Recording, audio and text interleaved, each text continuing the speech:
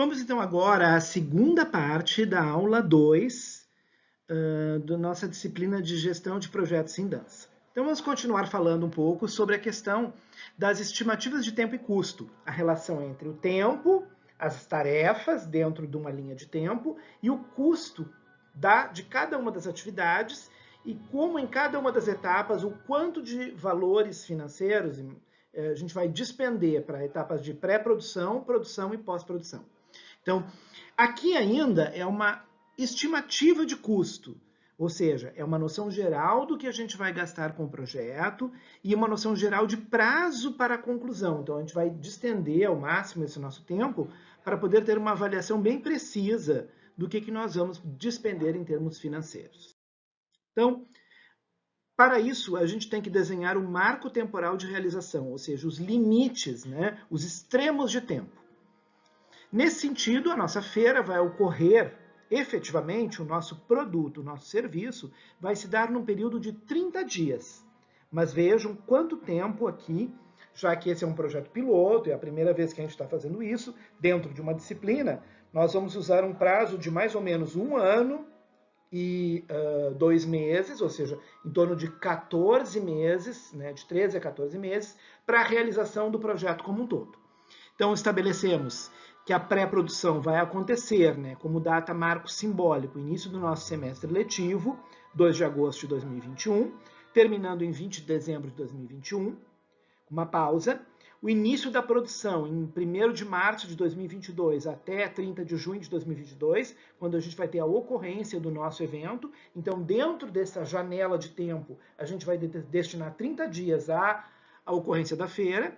E um período de pós-produção, vamos usar então 2 meses, de 1º de julho a 31 de agosto, para os encerramentos dos projetos. Fechamento de contratos, pagamentos finais, relatórios de prestação de todo o projeto. E sempre trabalhando com a noção de tempo-custo. Como a gente vai distribuir os custos no tempo dentro de cada um dos blocos de ação que serão realizadas nesse mesmo tempo.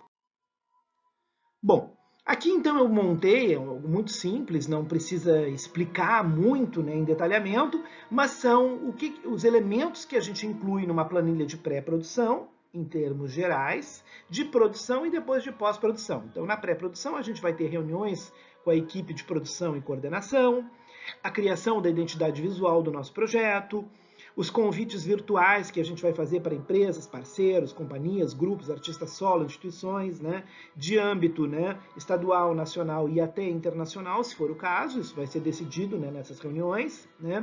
Seleção dos participantes através do desenvolvimento da curadoria, projeto expográfico, todo projeto de como a gente vai expor isso, como se trata tudo num ambiente digital, a gente precisa criar uma expografia, salas, quais são os ambientes imersivos virtuais que a gente vai criar, montagem de um estúdio para a realização das nossas atividades de vídeo, para registro fotográfico, e vídeo das obras, dos artistas. Bom, eu quero fazer uma sessão fotográfica com o artista, ele vai mandar, eu vou trabalhar, vai existir isso, vai ser tudo feito num ambiente digital, tudo online, ou a gente vai ter também um espaço para certas criações cênicas, Criação de fotografias e vídeos oficiais do projeto, que vão ser os vídeos que vão ser lançados nas campanhas de divulgação. Contratos, que a gente tem que realizar com os prestadores de serviço, montagem de equipes como carregadores, montadores, estruturas, fotos, vídeo, site, assistentes, tudo isso, a contratação, datas. Depois a gente vai falar do período de produção, que vai se dar no próximo ano. Nesse período de produção, a gente vai desenhar todos os conteúdos da ação educativa, vai então fazer o registro efetivo das obras que foram selecionadas, dos artistas, dos processos, para a gente ter uma identidade visual mais homogênea, com bastante qualidade das nossas imagens, Vai desenvolver o próprio site, que vai incorporar textos e imagens, vai fazer o treinamento da equipe de produção, a equipe de ação educativa, o trabalho com a equipe de Libras e todo o serviço de atendimento virtual. Vai realizar a feira virtual com suas atualizações periódicas a cada semana, então, num período dos 30 dias, em torno de 4 a 5 semanas, com atendimentos, com as lives que serão realizadas, as ações educativas e interativas que vão acontecer, num cronograma de datas, né, realizando essa feira toda, a apresentação, né, quando necessário, de trechos ou de obras completas, processos, performances, né, e também vai trabalhar na elaboração, na impressão da revista impressa, né, que tem um formato digital, um formato eletrônico e um formato físico, um formato impresso. Depois trabalharemos um período dentro da produção de divulgação, todo um trabalho de assessoria de imprensa, tanto local quanto nacional, e, se possível, internacional, né? Trabalhos de contratação de mídias, né? De divulgação virtual, também envolvendo outras revistas ou televisão também, né? Abastecimento e ativação das redes sociais. Quem será responsável por lançar conteúdos contínuos, manter um cronograma de conteúdos, né, na internet, né? Convites que a gente vai fazer para canais da imprensa, né, para outros profissionais acessarem, né, enfim, né, e para o público em geral. Depois entramos na etapa de pós-produção, todo o processo de desmontagem do nosso estúdio de trabalho, do nosso estúdio de gravações, né, criação do relatório, prestação de contas, né, dentro dessa linha, que é a linha que estabelecemos de duração do projeto. Pré-produção, 1 semestre, produção, 1 semestre e pós-produção, 2 meses. Bom, dentro disso também vamos trabalhar os custos, né? Que é como nós vamos gerenciar essa proposta cultural, né? Quanto vai custar tudo isso? Afinal, serão 14 meses de trabalho para a realização de uma feira de 30 dias, né? Num evento que será totalmente gratuito, né? Com o desenvolvimento de material gráfico virtual, né? E divulgação gratuita e material impresso, sem nenhuma comercialização. Portanto, o projeto não gerará diretamente receita. Então, ele dependerá de aportes de fundos financeiros que podem vir da iniciativa privada ou da iniciativa pública, né, através de leis e editais, né?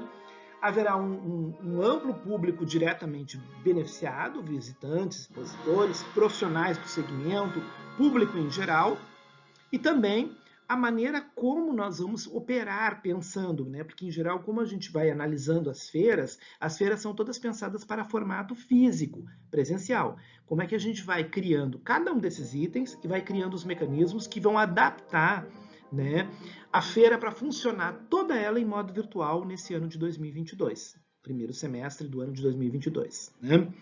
Ao final disso, também devemos levar em conta uma avaliação de resultados, né? Essa feira deverá ter ou não continuidade, essa continuidade terá caráter anual, ou seja, uma feira realizada no ano de 2023, ou ela será bianual? Então, nós trabalharemos 2 anos para a realização de uma segunda feira, com ampliação do escopo dela para o ano de 2024, né?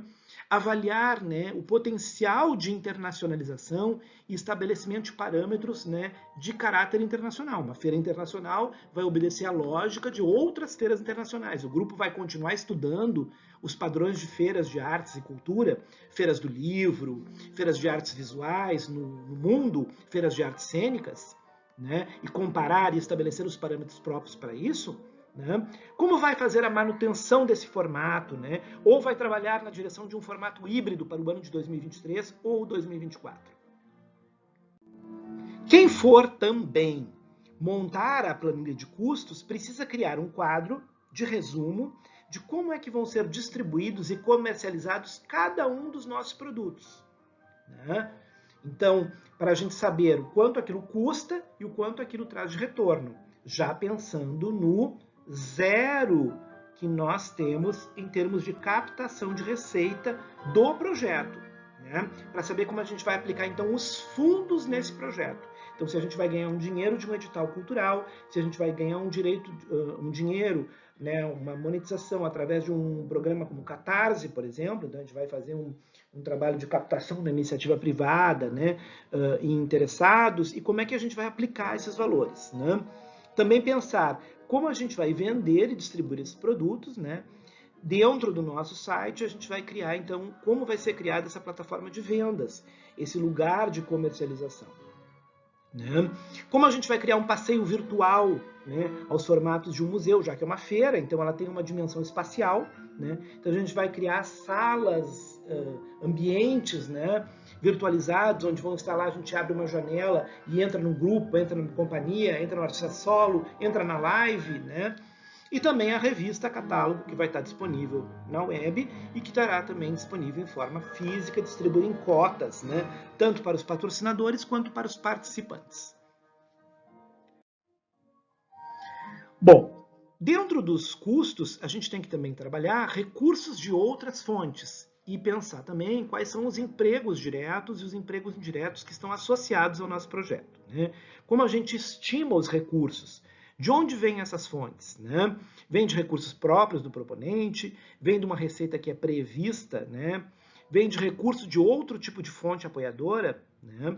E os empregos que vão ser gerados. Quem é que vai trabalhar diretamente na equipe da produção executiva, né? Seja coordenadores, gestores, curadores, designers, pessoal que vai fazer tipografia, pessoal que vai trabalhar os ambientes digitais, né? Assistentes de produção, né? Monitores da ação educativa, profissionais de audiovisual, pessoal que vai ficar responsável pela documentação fotográfica do material, e os empregos indiretos, que são pessoas que vão desenvolver atividades indiretamente. Então, por exemplo, no caso de alguém vir para fazer uma sessão fotográfica de uma outra localidade, a gente vai usar um hotel, a gente vai usar um serviço de alimentação, a gente vai envolver empresas de mídia e rádio, por exemplo, né, outras divulgação.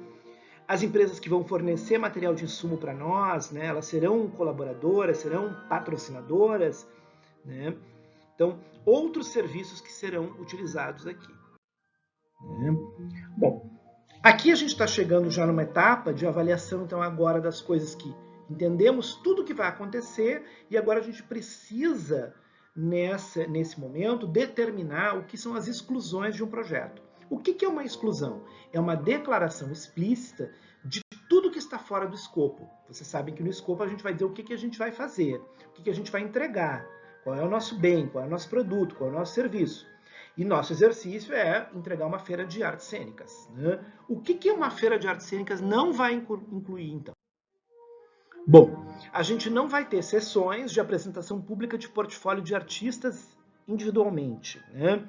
Então a gente vai ter as salas de negócio e o artista vai ser responsável, ele vai ser responsabilizado, o grupo, a companhia, por produzir dentro de um formato que vai ser estabelecido pela curadoria do projeto, né, o próprio portfólio. Então eles vão ser responsáveis, né, também colaboradores, por ativar a área de negócios, né? Se o grupo não fizer nada, ele não vai conseguir acessar os curadores, os gestores de festivais internacionais ou de feiras internacionais, né? Então, nós não vamos ser responsáveis pelo negócio, né? A gente vai criar regras para acontecer as salas de negociação, mas, por enquanto, a feira não vai administrar o negócio. A feira também não vai criar um banco de dados e não vai se responsabilizar por criar cadastros padrão para os artistas que forem participar nesse primeiro momento. Porque a proposta ainda não é representar esses grupos de artistas. Nós não estamos falando de um escritório, né, de negócio. A gente está falando, então, de uma feira que vai criar uma área de negociação, né, onde as pessoas vão lá para negociar, como feira mesmo, né, uma feira livre, né. Então não é um escritório de negociação, né. Nós podemos inclusive eleger ao final da feira alguns artistas que a gente tem interesse, grupos, companhias, de acordo com o perfil curatorial desse projeto, para se transformar, vamos dizer assim, numa carteira de artistas que estão vinculados, agregados, associados aos produtos da própria feira, mas por enquanto não. E também não vai criar cursos de longa, média e curta duração de formação.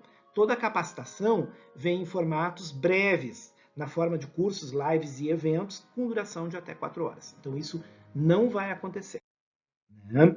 Critérios de aceitação. São os conjuntos de condições às quais as entregas do projeto estão submetidas para que sejam aceitas.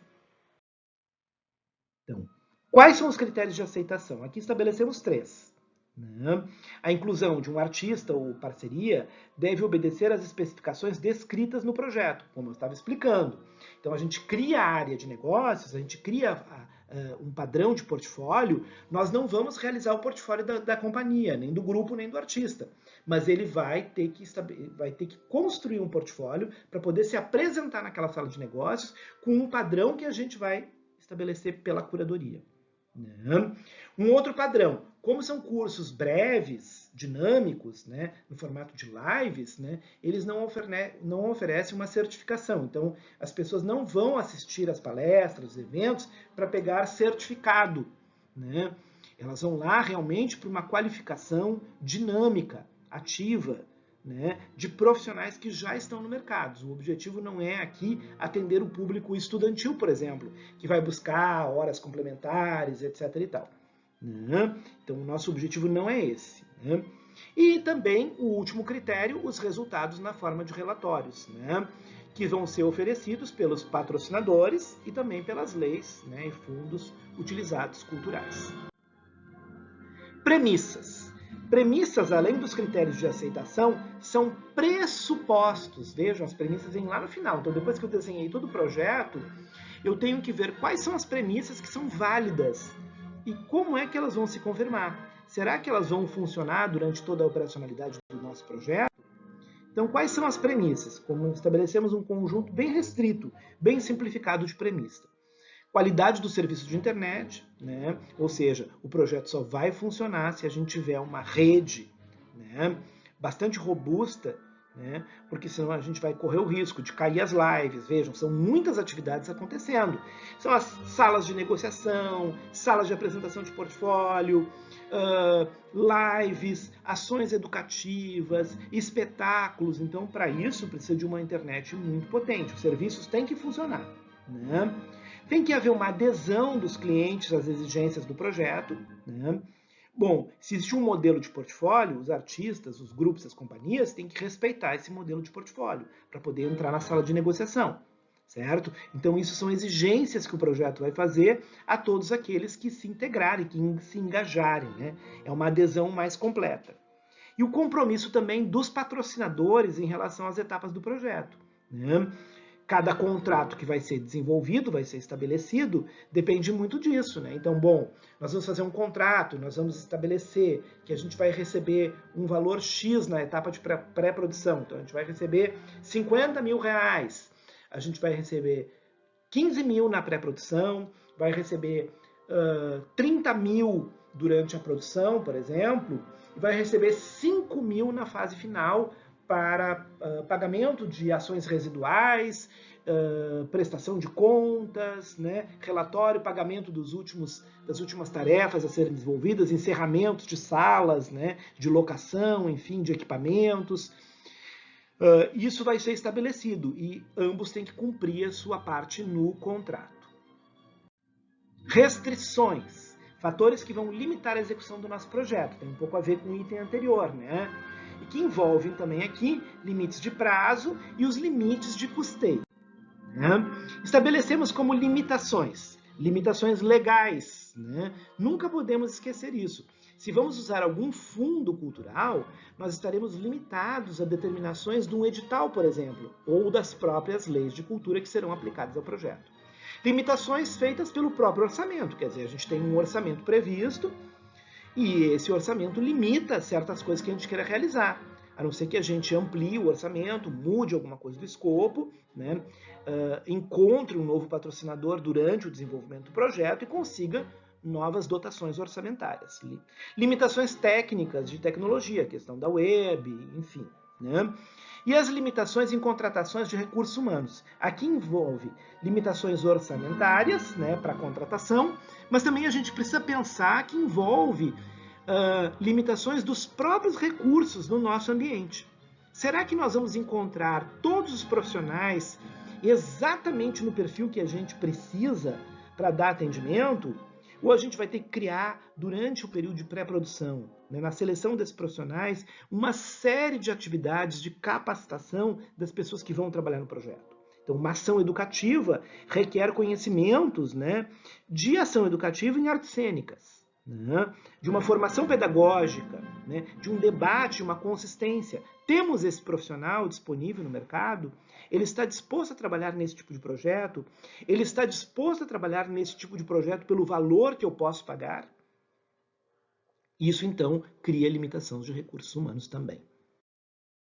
Quais são os riscos do nosso projeto? Então, os riscos são fundamentais, porque ele vai permitir que a gente faça um mapeamento dos problemas que podem acontecer durante esse 1 ano e meio. Né? Alguém que entra na fase inicial do projeto, até o mesmo um gestor, pode chegar no final do ano de 2021 e dizer, olha, eu não quero mais trabalhar. E eu ficar sem o gestor, sem o responsável, sem a cabeça da gestão de projetos. Né? Isso tudo pode acontecer. Né? Afinal, é um período muito longo de realização. Alguns riscos. Riscos em relação à alimentação legal, por exemplo, né, que vai chegar lá no final do projeto e eu dependo se eu recebi 100 mil, 50 mil, 20 mil da aprovação do meu relatório final. Né? Riscos em relação aos orçamentos, né, ao não cumprimento dos contratos, né, a uma prestação errônea dos serviços que a gente contratou. Né? Riscos em relação a limitações técnicas e de tecnologia, toda a questão de conexão, estabilidades de navegação, equipes técnicas para manutenção das nossas plataformas. Riscos em relação às limitações de contratação dos recursos humanos, né? Os profissionais qualificados para cada atividade específica, eles estão adequados, né? E eles serão pagos de acordo com esse valor do trabalho deles, né? Riscos em relação ao alcance, né? Será que a gente vai conseguir realmente atingir o público que a gente pretende atingir? Será que o nosso projeto vai ter uma repercussão que a gente está pretendendo, em termos regionais, em termos nacionais e até na relação com outras feiras? E riscos, finalmente, em relação ao nosso marketplace. Afinal, se a nossa plataforma tiver disfuncionalidades, ela pode criar riscos na apresentação dos portfólios e nas salas de negócios, né? Criando, né, também essas flutuações. Além disso, esse marketplace digital, ele obedece a uma cultura do mercado das artes cênicas, né, de como é que são contratadas as pessoas, os serviços, né, e os espetáculos para as feiras internacionais, para os eventos e festivais internacionais, e também é preciso criar uma cultura desse tipo de marketplace dentro de um ambiente digital, porque a gente está muito mais acostumado a fazer isso através de um e-mail mais formal, ou enviando vídeos, né, ou mesmo os curadores que viajam pelo mundo e vão encontrando os espetáculos e os grupos e processos que eles acham interessantes de apresentar num festival ou numa feira que eles são responsáveis internacionalmente. Então a gente também tem riscos em relação às flutuações do mercado. Um dos riscos que pode acontecer aqui é não saber, né, o fluxo, né, e em qual onda, por exemplo, dessa situação pandêmica a gente se encontra. Então a gente fala, né, o projeto foi pensando, né, as perdas econômicas dos anos 2019 e 2020, né, as condições de pré-produzir isso no ano 2021, pensando que em 2022 a gente terá também uma disponibilidade, por exemplo, para locação de ambientes, maior interesse, né, um reaquecimento da economia das artes cênicas no mundo. Né? Então a gente está trabalhando com essa ideia. E se isso não acontecer? E se essa situação perdurar e se prolongar e a gente tiver que enxugar certos aspectos do nosso projeto, quais são os aspectos que a gente vai ter que dizer não, que a gente vai ter que excluir? Né? E isso está também associado ao desenho do nosso marketplace. E finalizando, né, nós temos que apresentar um diagnóstico dos resultados. Né? Nessa primeira etapa, a gente tem que dizer, elencar os possíveis resultados. Não são os resultados finais. Os resultados eu só terei na etapa de pós-produção, quando eu desenvolver o relatório efetivo do produto já gerado. Então aqui a gente vai criar uma listagem de resultados possíveis. Né? E as expectativas, né, de impacto e resultados em níveis de curto, médio e longo prazo, envolvendo inclusive a realização da feira em sistema anual ou bianual, né, como já havia falado anteriormente. Né? Também coisas difíceis que serão, né, mas que precisam ser consideradas, né, porque esse é um projeto na fase de construção, é pensar o impacto no público, a consolidação da relação com os patrocinadores, como vai funcionar o nosso marketplace na web e os resultados em termos de escoamento e a monetização das obras, das companhias, dos grupos e dos artistas solo. Né? E um item que é um item totalmente em aberto, que é como será, né, a aceitação, né, e a aprovação final do nosso relatório de projeto quando envolver, né, patrocinadores já indicados, né, seja na iniciativa privada, seja no setor público. Com isso, então, nós finalizamos a segunda parte da apresentação de projeto da nossa aula 2, né, sobre projetos dentro da disciplina de gestão e projetos em dança. Muito obrigado.